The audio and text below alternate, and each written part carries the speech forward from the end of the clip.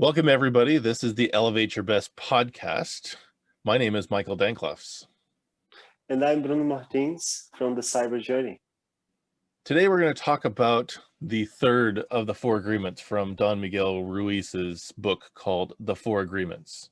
Today, we're going to talk about don't make assumptions. Just to recap, the first of the four agreements is be impeccable with your word, which I like to generally add of mean what you say and say what you mean. The second is don't take anything personally, good, bad, or indifferent.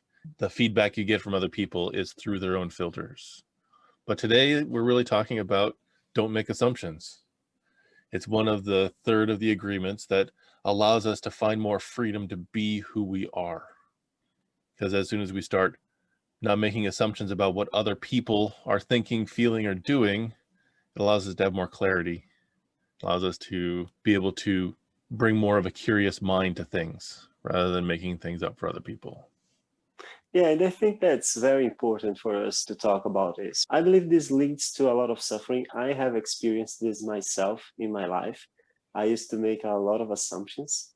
I believe I was a little bit paranoid even because I would hear things, think it was about me, and now that be very uncomfortable thinking that people were talking about me or focus on myself. And the moment I started talking about this with myself, understanding that how we can make those assumptions, we can fabricate those ideas in our minds that are often not even real. These illusions, let's say it like that, started to fall around me and not affect me anymore. And it's very impressive, Michael. I really got impressed with how changing this type of mindset in my head, in my mind, and understanding, giving a different meaning to things, it completely changed this whole experience. So, who are the people? Who do you think are the people that really need to have this conversation? This is one of the hard conversations that sometimes we need to look at ourselves and have it. Who are the people you believe that are at this point? So I think that there's several different people that I've run into and have been as going through this particular concept. And it's the idea that everybody likes them or everybody dislikes them is one group of people that's like this. That people are always watching me. If that's paranoia to some degree, is that some of the ideas of I'm always being judged by other people. So things like imposter syndrome actually shows up in this, is that people are judging me because I didn't do it as perfect as I want. That's one place that where you can actually say that assumptions come into play, because many times other people are not really focusing on us as much as they're focusing on themselves, because they're thinking the same thing that we are, is that I'm going to fail at this. So Yeah, that's I even think, Michael, that is something we could add here, which is let's call this persona, because it's not the first time it appears here, this type of person appears here. Let's call it the me person. I started calling them the me person. I think that's a proper name. And there is no problem if you are at the moment of the me. I was in the moment of me. There was a time where I thought that everything was about me, as I just said. And even more, I'm noticing with my niece that this is something taught. We learn how to be the me person, because every time she gets something new, she has to show it to other people. And every time I got there, they asked for her to show everything that she did funny, like everything that she won, everything that she did funny, everything that she learned. So it's all about me. And then later in life, we start to deny the same attention to the person that we do not understand. We taught them how to require it, how to need it, how to acquire satisfaction from it. So there is no problem if you are the me person. You just need to know that this is something real, this is something that affects you, and you got to be aware, because the me person is not very happy, not very fulfilled, and changing that can transform your life. But where you were saying, I believe you had more to say on who are this type of person. So the other people that I've experienced as well is the people who assume that there's only one right way to do things. And I've certainly run into that in my life in many different occasions. If it's a coworker or a partner that I'm with or a friend, and I especially in my coaching practice, it's very much a matter of we're all going to get to the top of the mountain. We're going to take our own path to get there. There's no one right path for everyone. Everyone's got to find the right path for them. If it's around their health, if it's around their spiritual practice, what have you, is I don't feel it's my place to make someone else wrong because we're on different paths. I'm not going to, it's where this don't make assumptions really comes in, is that someone else's experience is going to be very different than mine. They're going to approach it differently. And it's been a huge burden that I've been able to release and done my best to help others understand too, is if you get the result you want, why does it matter how you get there in many cases? If everyone's actually feeling more fulfilled by the time you're done, the resources that you had available got brought to it, no one's been harmed in the process of this, it's a matter of picking the right path for you. And this thing about the people that think it's right, it needs to have a right way. It needs to have a right answer. I also believe that this is something that is taught. Like in schools, for example, simple things. Understand that your mind talks with symbolism. It is very important for us to understand that the mind speaks in symbolism, because we already talked about this. There is a little percentage of the mind that is conscious. It is this that is talking to you right now, Bruno. So this entity, but much of my mental faculty, my mental power, my mental energy is unconscious, and it is working. And this part of my mind speaks in symbolism.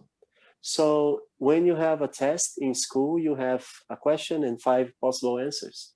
And in those 5 possible answers, you learn every time, every test for your entire growth that there is only one answer. There's only one answer. How come you can tell me, Michael, that everybody's going to have his own path? So we learned that there is a right way.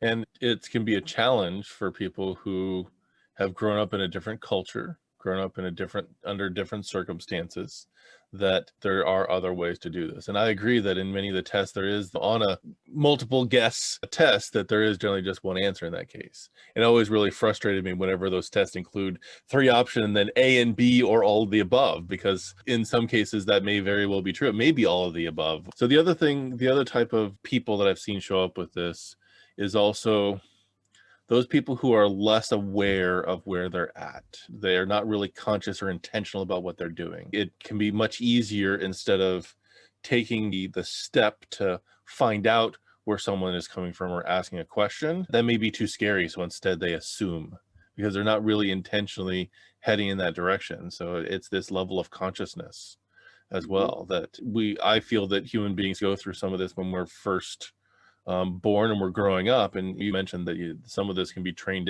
into people, can be conditioned for that. And I think that can really limit someone's ability to connect, to understand, to grow. But even when you are like unconscious about, I understand what you say. I just want to reinforce one more aspect in what you say, because if you are unconscious about the other people's perspective and you think it is a persistence on that mindset of I am right. There is only one possibility. That's what I wanted to say. It is still a persistence on the fact that there is only one possibility, because you see the possibility that is on your mind. You have this fixed mindset and you believe that there is only one option for you, and you believe that there is only one option for everybody. So if the person is not thinking the way you think that the right option is, if they don't see their right option, their own path, the way you see your own option, your own path, they are wrong. Absolutely. And kind of the result that we end up getting with this, and why we're even really talking about these 4 agreements to begin with, is the idea of making assumptions about where other people are, even our own path in some ways, is assuming that our childhood was because of this, or our experience was because of that, or this feeling I'm having in my body because of that idea of the physiological response of being afraid versus being excited, or anxious versus excited. It's the same physical feeling, but then we assume that we're afraid when that feeling comes up. And this is where really an opportunity for us to change that mindset, change that perspective. If we assume that when we feel this in our body, that we're obviously afraid, it's time to run away, versus I'm excited, it's time to lean in. That's another place where we need to really evaluate, the assumptions that we're making. Same thing is true of the idea of we're on our particular path, we're taking our particular journey, but assuming that the solution for the current problem in front of us has to be one that we already did in our past. It's another place where we actually make assumptions. And all of this then leads to frustration. It leads to falling back more into fear. You end up getting, on the men's team, we talk about getting stuck in your head a lot. So when we're making a lot of assumptions, it's when we're having that conversation in our head with the other person we want to talk to, rather than having the conversation with the person, and we make up what we think their answer is going to be. And then it can then snowball into, we've already figured out what the answer is to an hour-long conversation with someone, but we haven't said a word to them because we've played it all out like a chess game in our head. How much energy do you waste? How much mental energy do you waste by having that whole conversation in your head, rather than pick up the phone, send a message, meet somebody in person, and actually clear the air with them? So that to me is a lot of where this concept of making assumptions is about. What is my next step? Why do people drop into this place? We talked a little bit about where they are now, but why? You talked a little bit about we condition people to be self-absorbed, or that there's only one right answer, or that the scope in teaching people is my political or my religious or my health views are the only one that are possible. Everybody else is wrong. After going through things like the integral life concept with Ken Wilber, when you're looking at all things are right but partial, because there's a kernel of truth in every perspective. There's a value from the conservative perspective. There's also a value from the liberal perspective. It's not a matter of just trying to play the middle. It's that there's a reason that people connect with a conservative mindset and a reason why people connect with a liberal mindset. But taking care of people and being fiscally responsible are both very important things. But when you come down to those two different perspectives, it's a matter of what you value more. So how do we assume that because I have this political stance, that the people on the other side, that other versus the us, is wrong? I think we talked about this in one of the earlier podcasts as well, is me thinking that my way is the only way makes that other person the other, the competition, the outside of us. You can't understand us. So how's that showed up for you, Bruno? What exactly? The idea of the assuming that the other has to be wrong. Yeah, it's a limitation. It's a lack of consciousness. So one thing that I realized myself is that people are very much unconscious. I live here in Brazil, for example. I don't know other parts of the world. I'm pretty sure like New Zealand has an average high level of consciousness. But here in Brazil, we live in a very low level of consciousness. And we don't understand ourselves. I didn't understood myself. I've been an idiot for many years of my life and I didn't knew that. And then one day it dawned on me, I'm an idiot and I need to change things. But because I identified with that. So I behaved like that. And I started to change that. And now I can come and say, no, people recognize me as a wise person. I love when people recognize me as wise. And even in Mind Valley, the network meeting, a friend of ours, Michael, she said, I shared something with the group and she said, Bruno, that was wisdom. And that is so cool when people recognize me by being wise today. But you need to understand that you are on the negative side in order to start to deconstruct, because there are a few levels of learning and those levels go through understanding what you are doing wrong. But in this process, how the people that you say, like, how do you deal with that? How does you see that? I think that people don't see them very much. They don't usually see themselves. They don't have the humility to step out of the character for a moment and go as a spectator and not take things personally. Like the second agreement says, this agreement is very well related with the second one. And see as in a different perspective, as spectator, and say, can I be wrong? I think that's a big step, don't you think? Absolutely. And I know that there's at least one process out there. I think it's Byron Katie who actually talks about that, is that if a thought comes up that makes you feel bad about yourself, is take it out and see it as a spectator. I know I'm probably going to butcher this, but it's the idea of, this is what I'm feeling. What if the opposite were true?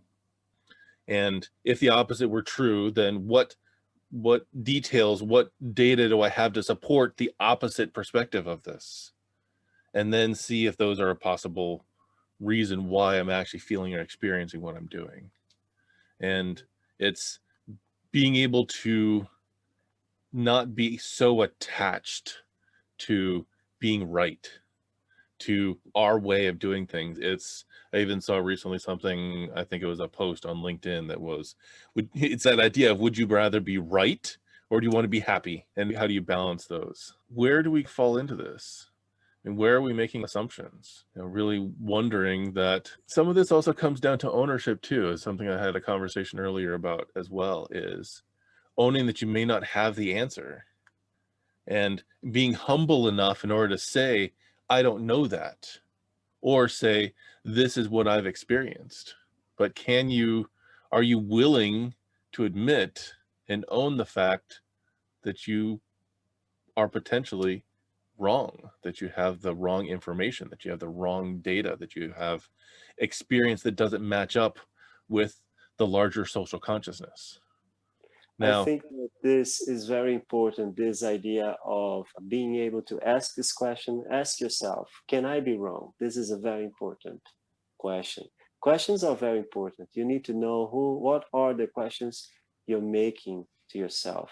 So ask, can I be wrong? Can this, which I believe, I truly believe, how many things I have truly believed? And because I asked myself, is this thing that I truly, honestly believe, can I be honestly mistaken? Because you can be honestly mistaken. And that's a very important thing for you to find, because those beliefs, they shape your whole reality in ways that we don't understand. And we need to stop and understand what is me and what is the culture scape. The culture scape is what is around you, like how your family believes, how the people of your religion believe. It is the culture in which you are born to. And that culture defines a lot in your reality. You were asking, Michael, how do they do that? What do they want? You were asking, Michael, what are those people we are in this journey that make assumptions? What do they want? I think that there is a great search there for understanding. Even if you are thinking, I'm right all the time, there's only my way. I think that when you make an assumption, even if you make the wrong assumption and you think that is about you and there is only one right answer, you're trying to understand the other, don't you think? I think partially, I think it is about trying to better understand it. And I think it's as much about not just understanding, but predicting how someone else is going to respond or react. Because So then that is a little bit of control, yes, but it's much more a matter of, is it stable? Is it reliable? So if you can predict how they're going to react by the assumption that you've made, then you know that if this happens again in the future, that you know how they're going to react. But unfortunately, people are not robots. They don't have programming that's set for life. And I really ran into this whole idea of assumptions when I was married, is that I always, for a very long time, I would help people finish their sentences. And I thought I was helping them in this process, and I always assumed where they were going. And at least during that particular relationship, more often than not, I was absolutely wrong. And I'm still questioning and wondering in myself if I was wrong because she changed it after I tried to help her with her words, or because I didn't know her well enough, or if it was around me not getting the situation as well. So that was actually all on me, that I thought I knew exactly where I was going. And so in many ways, this agreement came up for me constantly during that relationship. Yeah, And and sometimes it might not even be about you, because that is one thing that I got into my mind that I see many people don't consider, is the sheer amount of possibilities out there. We don't even, our mind is not made to understand how many possibilities there are out there. It is not made to consider them. It is just made to think, what is the thing that I gotta do now to survive? That's how simple it is. But there are so many possibilities that when you start to consider them and put them into a row, it's impressive. And we don't do that. We don't have this power. We just make assumptions. We think into the first possibility that makes sense to us. We decide that that is the one, and we stick to it. in this, one of the things that I was involved in is actually looking at the masculine archetypes for a while, and I think that it's relevant here. And one of those archetypes is the magician. The magician is all about data. It's all about curiosity and about information gathering and asking questions and being open to that idea of, I don't know everything. I know what I know, but how do I get more knowledge? How do I get more information? And it does come down to asking really powerful questions, not a leading question, not a question that is so ambiguous that the answer you get back doesn't help you. It's a matter of really asking those questions that are going to be a powerful question, so that you can get to a solution that's going to serve yourself and whoever else is involved. And it's a matter when you're being in the mature shadows, whenever you're coming from that place. Mature shadow, Michael. What is this mature shadow? It's the mature versus the shadow. If you look at a lot of the Carl Jung work around the shadow of the personality, and the shadow work, he really broke down at least on the masculine side, there's a book out there called King, Warrior, Magician, Lover that talks about these 4 archetypes, and the magician being the one that's around information, the lover being around emotion, the warrior is about taking action and discipline, and the king is about abundance. It's about purpose. It's about overseeing the rest. And all 4 of them end up working really closely together. And when one is out of balance, the rest of the system breaks down. And the magician is where I tend to play probably the most, because I am a data person. I am about knowledge and about systems and structures and stuff like that. So it's a really comfortable place for me to be. And learning then to embrace some of the other archetypes in a mature way versus in the shadow. So the shadow is whenever it's all about selfishness. It's all about self. It's about the part that is really intending to potentially harm yourself or others. So someone who is a shadow magician is someone who's going to manipulate someone with information rather than being curious. The king, when you're talking about that and you have somebody who's a shadow king, is either going to be a tyrant, someone who's actually telling people what they need to do and controlling the situation, or they're going to be a weakling where they actually throw up their hands and saying, I can't do anything here. The magician, similarly, is the trickster, the one who's going to play games when you're in the shadow, versus being the mature magician is whenever you are not making assumptions. It's where you ask and you collect information and you're open to any possible answer that comes, rather than asking a question, trying to get to the answer that you're looking for. Yeah, that's great. And this ending where you say, like, you open yourself and everything and see all the possibilities, it really takes us to think that the person that matures into this aspect of their lives, any aspect of their life, like the person that is not on the shadow, I think that's what you meant to say. The person that doesn't live under the shadow, it lives alive with maturity. He will live with less conflict as well.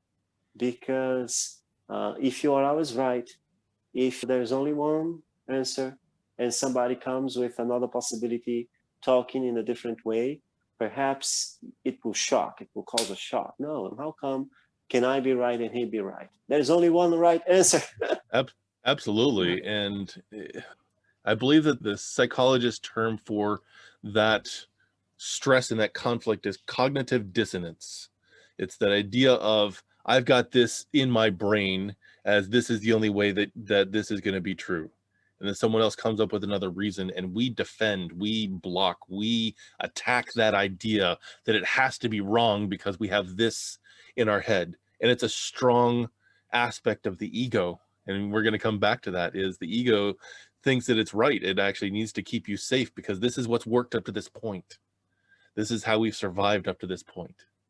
So when we're making assumptions, we're essentially having this conversation between ourself and our ego, because the ego is going to be that's going to be coming back with those quick answers of this is how they're going to do it because of this reason, because I'm afraid that that person's going to hurt me. I need to get out in front of this because otherwise there's going to be a problem. That is the ego that's actually really stepping in. And I think that there's a lot of that, the fear of getting hurt or something like that. Because of course, if this scenario that we are describing is right, and the person usually thinks they are right, only one answer, people come with all the possibilities, creating conflict, don't want to deal with that conflict, like not a mature person, living in a lot of shadows. Yeah, I actually think that this person will live with a lot of frustration.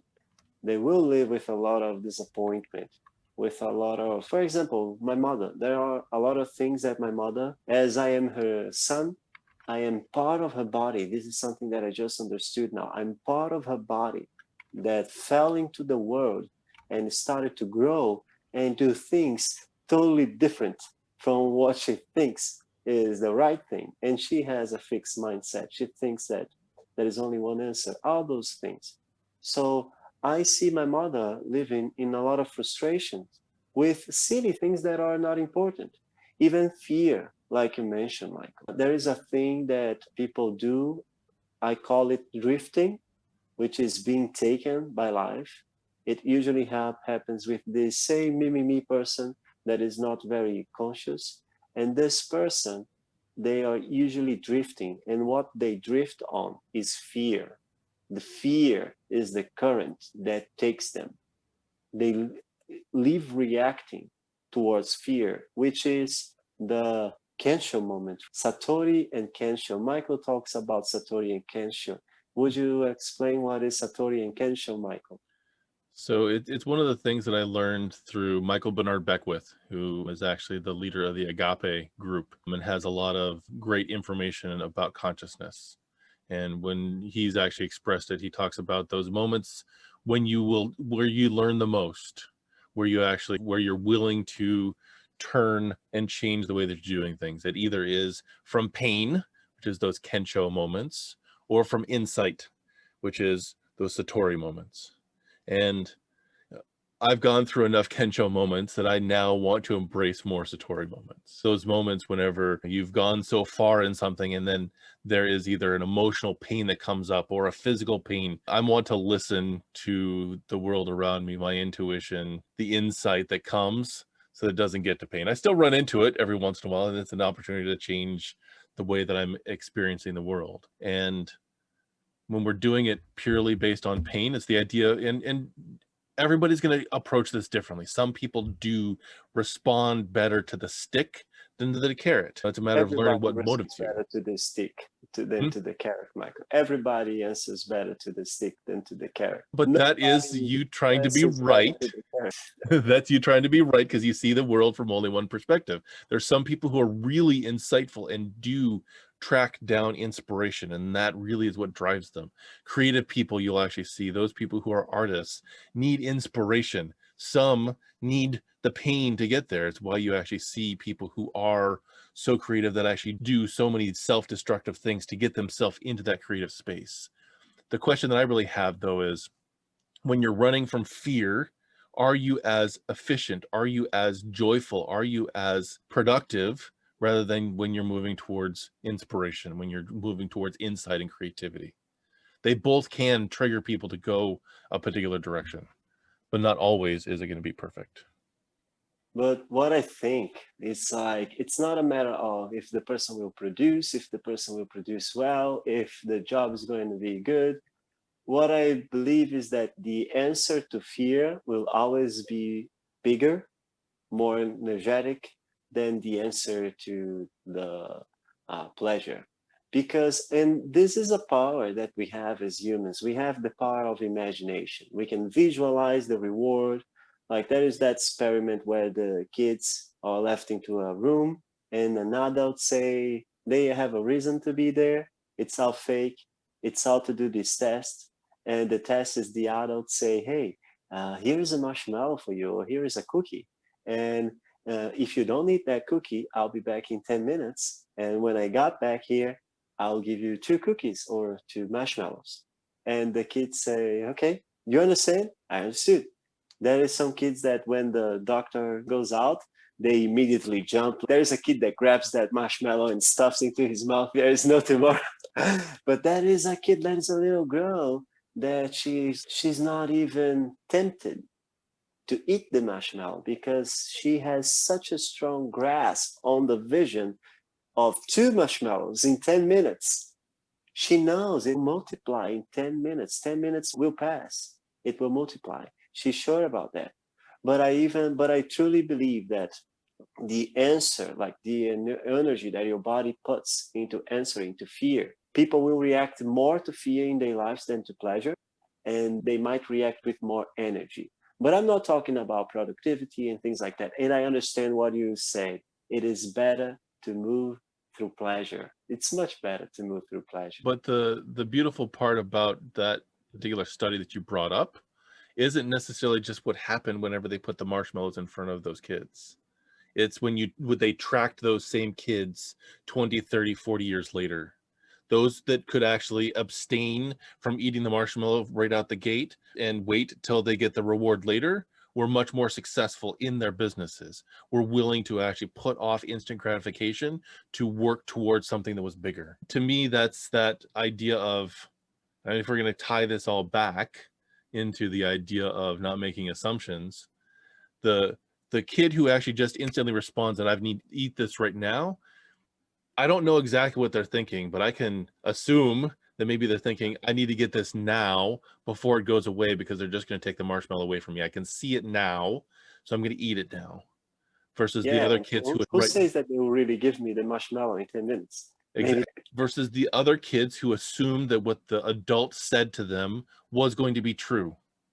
And there's a level of trust there that tells us a lot about how those kids have been conditioned up to this point, as well as maybe what their predilection is in order to actually go for instant gratification versus being able to delay that gratification for a bigger reward. So that then is that mindset, that perspective, those assumptions we make where we need to question the assumptions we make and why we make them. And why we make them. And there is something interesting as well there, Michael, which is the thing that I spoke about, drifting fear.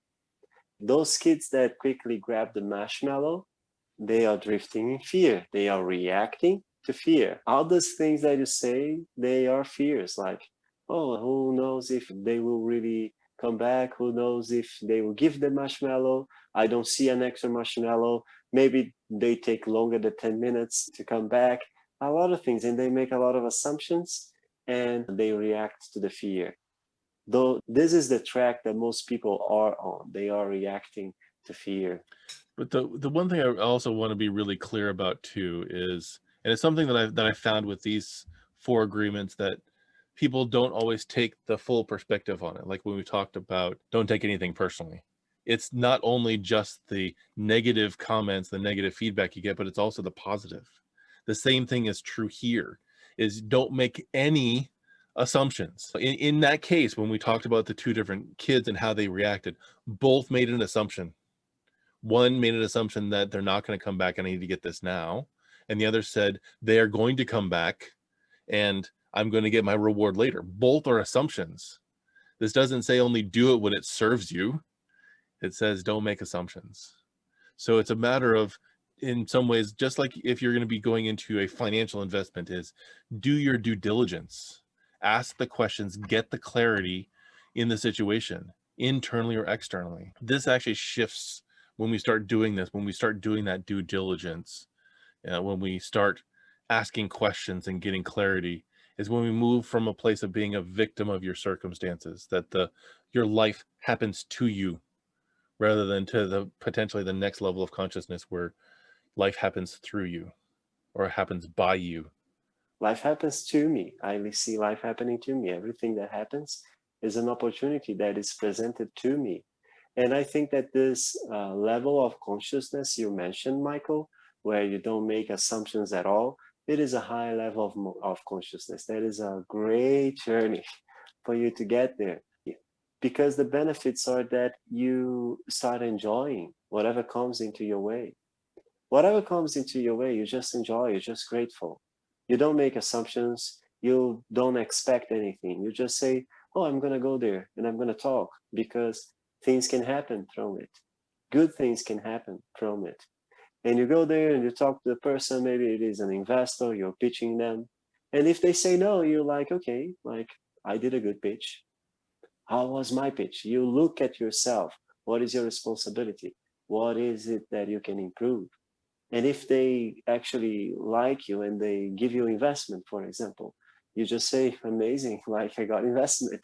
What is the next step? You don't make assumptions. You have a vision, you have a purpose, your direction, you are prepared, you just move forward. You are glad, you are moving forward, you are enjoying moving forward. Absolutely. I think that I know at least myself, as well as the other people I've talked to, is as soon as you say the word victim, many people have this visceral reaction that, no, I'm not a victim. And oddly enough, whenever that's the first reaction, that is a victim response versus saying, huh, how am I being a victim in this? Let's ask some questions. Let's see how that could be perceived. Am I being that? And really being open to the possibilities. But the other part too is that, and we've touched on this a little bit too, and coming from that knee-jerk reaction, that defensive reaction, that victim response, it's also, you're not open to potentially that you aren't seeing it from the other person's perspective, that you may be wrong in this particular case. But I do want to balance, once again, balance is one of my core values. So I like looking at it from the other side, is there are those things that objectively are wrong. And there's things that are subjectively are wrong. Those things that are internal, like, Bruno, you can't tell me what I'm feeling. That's my internal experience. So I'm never going to say, hey, Bruno, you being anxious is wrong.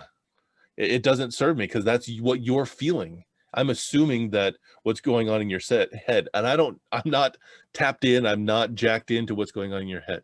I can't ask you a question. Are you anxious? Why are you feeling anxious? What are you feeling? Where are you feeling that in your body? That's an opportunity for me to be curious and understand you more. What are you feeling right now? Because I can't tell you that you're wrong about something, in the same fashion that I don't want anybody else to tell me that I'm wrong about how I'm feeling. However, to say that I lifted this bottle up and I put this bottle down, that's an objective experience that both of us are going to see. I did lift this bottle up and I put it down. If I said I put this bottle up and I lifted it down, I would be wrong in an objective perspective, because the words didn't match the actions. So what I want to really getting at is, let's make sure that we're actually doing that internal retrospective view on when something comes at us. Be curious about it. Don't assume that it's right or wrong. Check it out. Do the due diligence. Make the questions, question the right things for yourself. I think that this is something very important. Again, we mentioned that we need to be willing to not say, no, I'm not a victim, but to say, am I a victim? This is something very useful. Every time somebody comes to you and tells you you're something that it's not positive, or even if it is positive, take a look at yourself. If it is something negative, take a look at yourself, like honestly, and say, have I done this? Don't be judgmental. Don't take things personally. Don't make any assumptions. Just take a look at yourself, honestly, and own it. And if you behave in the way that supports that, here is the thing. Do not identify with it. That person might be trying to identify you with that. You are this. You will always be this. Don't identify with it. Decide what you identify. Decide what the meaning you're going to give. And when you decide on a meaning, it might be that you've been wrong. It might be that you've done the thing that you would otherwise deny to recognize. But you don't need to identify with that. You can say, okay, I did this, I own it. I don't want to do that anymore. I'm gonna change. I'm gonna change to a different level. I'm gonna go out from the shadow and I'm gonna go into maturity. And this only happens if you ask yourself, am I being a victim? And this is from the mindset, this thing of this shifting to mentality and this thing about being right all the time, it relates to the mindset. It is what we call fixed mindset. And then there is the growth mindset. The growth mindset is the one that can make the shift into saying, I don't need to be this. I don't need to identify with that. Absolutely. So, and I want to move into kind of the next phase of this. So now we've got the fixed mindset shifting to a growth mindset. How do we get there? You know, how do we actually start stepping towards that? What's going to help us along that way? So one thing is, it can take a lot of courage to ask for clarity. It can take a lot of courage to say, I don't understand. And I think that's really a necessary step for us to go, is being willing to go there, to be willing to say, I don't get this. I need clarity on this so that I can better serve this particular end.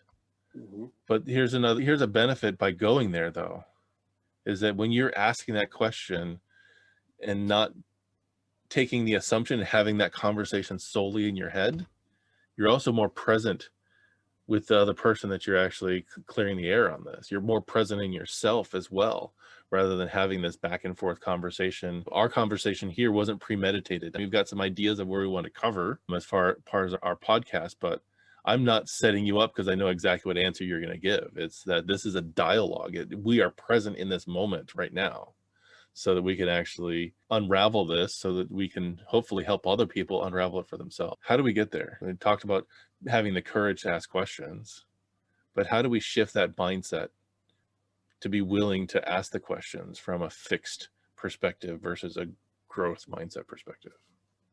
Again, the mindset has a lot to do with that thing of being drifting into fear.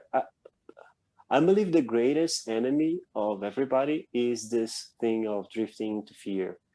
I believe it was Napoleon Hill who wrote the book Outwitting the Devil. And in this book, he talks about the devil, and the devil is fear. And people are drifting into fear, being manipulated by the devil. And what I meant to say with this is that usually the fixed mindset comes from a need for safety. The person that needs to be safe, the person that needs to be right, the person that needs not to be rejected, not to be disapproved. So they think, oh, there is a mindset here that can assure me all that. If I choose the right thing, if I choose the right path, I'll be safe. And the growth mindset is exactly what you say, Michael, is the person that is able to ask the question and understands that they don't need to move forward with only what they learned so far. Because it isn't that the fixed mindset people doesn't learn and they don't grow. They learn and they grow. But they invest only in what they think they can do because they have the fear of doing wrong, the fear of not enough, the fear of doing something that they are not prepared to. Got it. So how do we shift away from that? How do we shift away from having fear be the only driver for how we take the next step? Making the questions, gathering information that you don't have yet, understanding that you can acquire information and resources that you don't have yet, not being fearful of being wrong, preparing yourself. All those things I just mentioned, they are the things that if you decide to rely on them, they will provide for you. You will start to acquire a growth mindset in more areas of your life. And this is something that it expands. You need to take a look into one area of your life that you can, because there are areas in which our mindset's so fixed, we can't hope to start growing a growth mindset there. So you need to get a simple area. Let's learn something new. Let's just decide that you can learn something new and start to expand on that. And the lessons in that area of your life, you just need to start to visualize them and make the questions of, can I do this same in that other area? And this in and of itself is that student mindset. I am willing to learn a new way to do things. I am Yeah, open to the possibility that this is a new way to approach something. When Jim Quick talks about learning new things, he's got an acronym that is FAST. The F, the first step of that, is to forget. When you're going in to learn something new, is forget all your assumptions, forget all of your training up to this point about that new subject if you want to learn it to the best of your ability. And that is, to me, instantly cut out the assumptions. Because if I assume how it's going to work, I don't need to be taught how to do it. I'm here to learn. I'm here to see a potentially a better way, a more efficient way, a more sustainable way to do something. And the first thing that I need to do for me to learn that is to let go of my assumptions around how I think it's going to work. and you know what? I had a client once that she wanted to establish an online presence and create a course herself. And as we dug on to the things that she needed to do, she was in a very early stage. She didn't knew what was her course going to be. We identified all that, but when it came to the time to put on the action, she started to show a lot of insecurities. And later we ended up talking about, she was saying, I'm not a master. How can I teach if I'm not a master? And I believe that there are so many people like this. The person wants to do only what feels safe, only what they already know, what they think that, oh, if I do this, it's going to be right. Be the student. And even if you are the student, for example, in her case, to create content online and create a course, you can create content and you can even sell a course. Being the student, you just need to be a good student, have access to good information, and present people to this information, because there might even be someone that is indeed teaching better than you, but you are the person that is going out there and got in contact to a new bunch of people that otherwise they wouldn't know that message.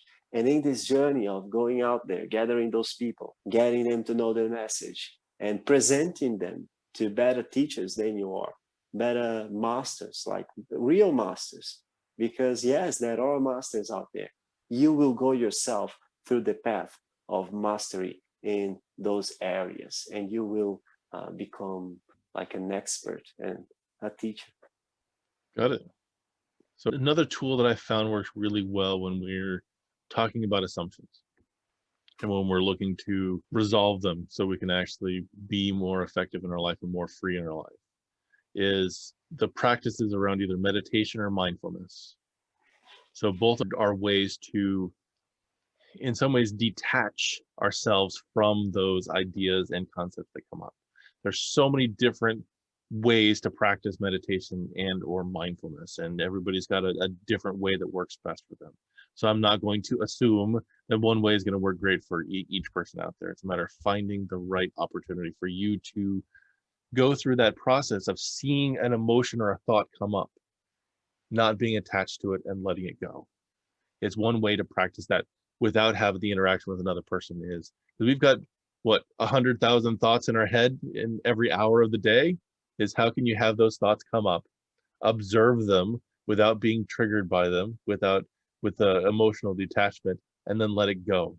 And as we practice that in private, we are rewarded in public, because when someone else gives us an idea or a concept or feedback, we can observe it and be emotionally detached from it and let it go and not react to it.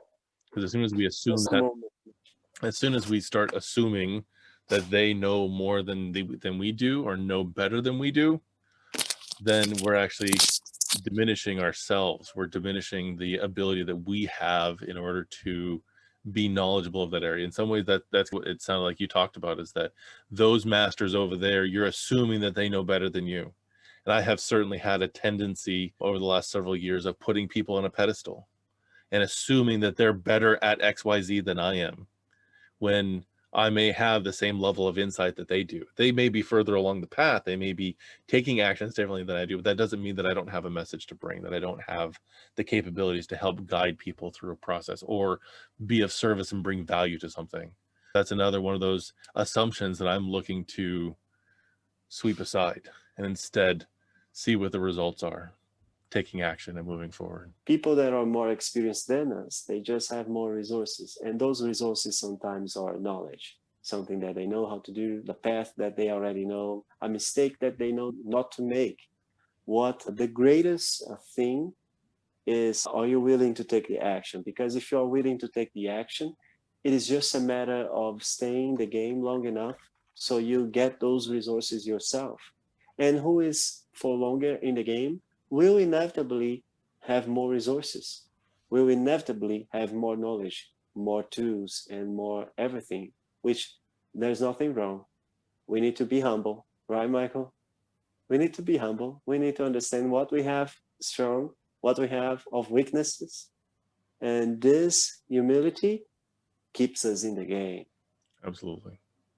I guess the next part that I want to shift to is, what's the benefit of letting these assumptions go? What's on the other side? Why would we even want to take this on as a new agreement? How does this change our lives? What's the reward? The big one, I think, for me is whenever I'm actually letting go of my assumptions, that I am a better team player. When teams actually come from a place of knowing each other rather than assuming things about each other, the team works better, works more efficiently. You actually have a bigger desire on working with the other people that you're there, rather than assuming what you think they think, feel, and do. But it also makes you a better leader. To me, a leader's role is to ensure that the people that they're leading get to where you're taking them. And if I know where we're going because I have asked my team what they need, where we're going, and why they're doing it, it allows us to actually accomplish the mission, whatever that may be. If it's going out and getting a great dinner, or if it's actually finishing a software project, or if it is, a fantastic vacation, there's still a mission, there's a goal there. And I can assume what I think that you want, but if I ask you instead, we can make sure that everyone on that team, that group, that relationship, that partnership actually gets what they need. But it also builds a lot more compassion, which is actually one of my core values, is being able to put myself in someone else's shoes and at least perceive where they're coming from, rather than projecting onto them my own fears. That compassion is actually knowing what their fears are in comparison to projecting mine onto them. And also what their drivers, what excites them, what lights them up, as I do that by asking the questions. So I think that we've beaten around this other idea, and I think that when we let our assumptions go aside, there's this underlying frustration that I know that I ran into whenever I assumed what I thought people wanted, what they were thinking, what they were feeling. This idea of always being wrong because I'm assuming where I think somebody's going to go. I've got this expectation that I've set for them, and I've assumed that they know what that expectation is, but it actually reduces that frustration. As well as there's this underlying energy, and I can spin my wheels on assuming what I think you want, and then get second guess what that is, and then second guess it again, and then keep coming back to it of wondering what you want. But how much more powerful it is to instead ask you those bigger questions. So, Bruno, for you, has there been a space where, since we've been talking about this idea, that you've been able to transform your life because you've dropped the assumptions? Is there somewhere in your life recently that has shifted because you were courageous and humble enough in order to ask a question? It's been a long time since I stopped making assumptions. No, not recently. I don't make assumptions. I just let things come and I see what's good and I have a better judgment now. So I actually judge things very properly.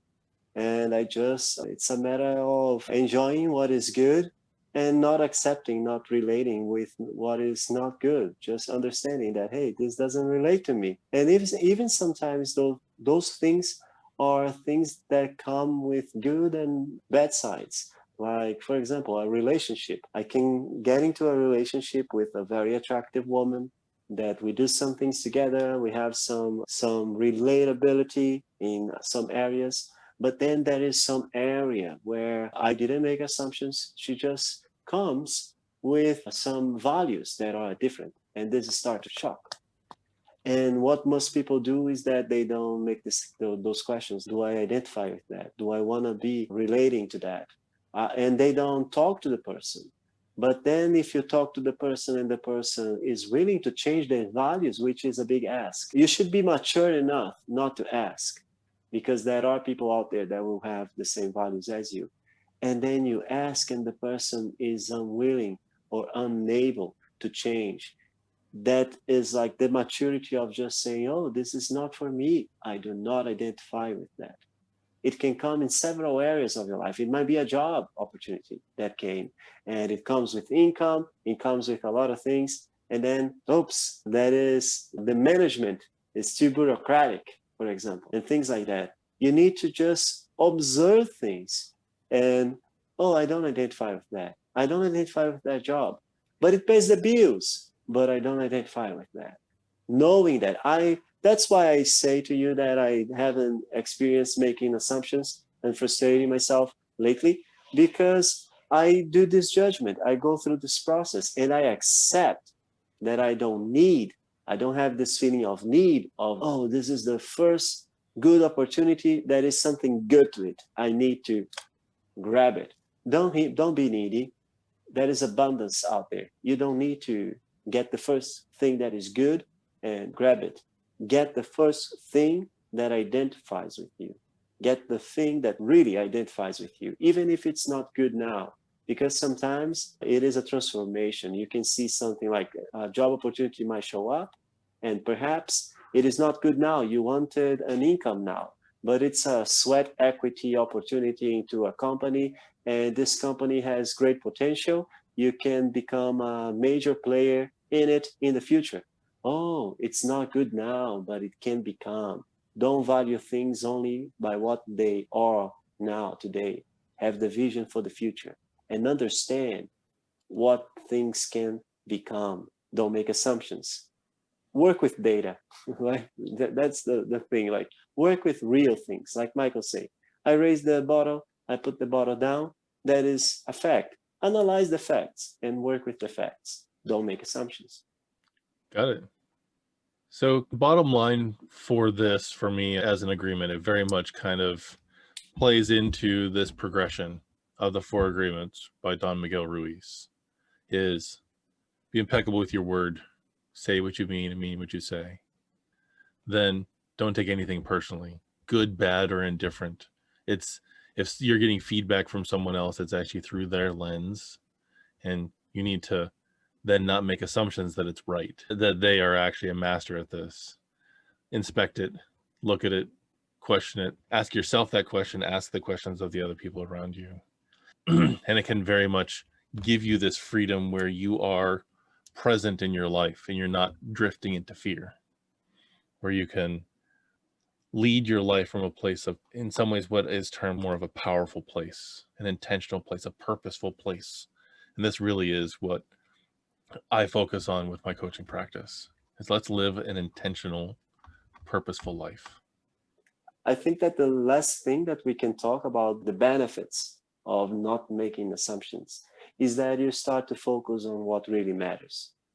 And it is impressive how much energy we simply waste with creating those scenarios, because imagination, it is energy. It is an incredible power. And you are using your imagination to fruitless efforts. So we need to stop making those assumptions. Look at what is real. Look at what really happens, and focus on what we can do with what happens. this increases our productivity immensely. We will work with things that are solid, things that are real. And because if we work with assumptions, as they are often wrong, they don't yield results. What happens is that you fall into the trap of thinking that your imagination doesn't have power, that your imagination can't transform your life, that it doesn't yield results to prepare and to plan. But it's not that it doesn't yield result to prepare and to plan, is that you are preparing and planning poorly based on assumptions, not based on what is real and what really happened.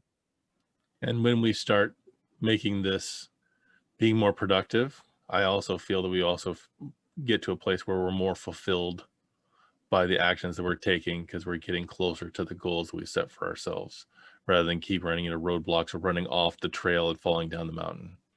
So with that, I want to wrap up. So thank you again for talking with me again today, Bruno. My name is Michael Danklos of Elevate Your Best. I am Bruno Martins from the Cyber Journey.